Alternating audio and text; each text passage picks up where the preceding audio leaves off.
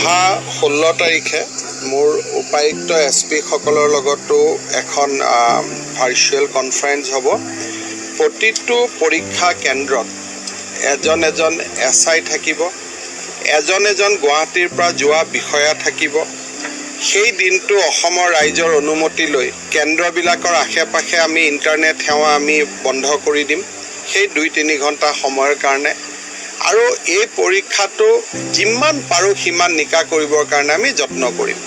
মই স্থানীয় ৰাইজসকলকো আহ্বান জনাম যাতে সকলোৱে এটা চেষ্টা ৰাখে, কাৰণ অসমত ইমান ডাঙৰ বৃহৎ নিযুক্তি শিক্ষকক বাদ দি আগত কেতিয়াও হোৱা নাই।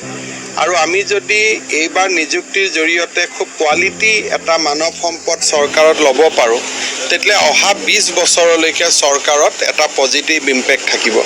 সেইকাৰণে আমি সৰ্বোচ্চ চেষ্টা কৰিম। আৰু যোন দুষ্ট চক্ৰই এই কামটো কৰিছিল তেওঁ একো নাই, তেওঁ জুৱাত হাৰিছিলে, জুৱাত হাৰি পেলাই টকা ঘটাৰ এটা উপায় কৰি দিছিলে। তেনেকুৱা অসমত মানুহ আছে, কিন্তু পুলিচ আৰু আমি সকলো সষ্টম হৈ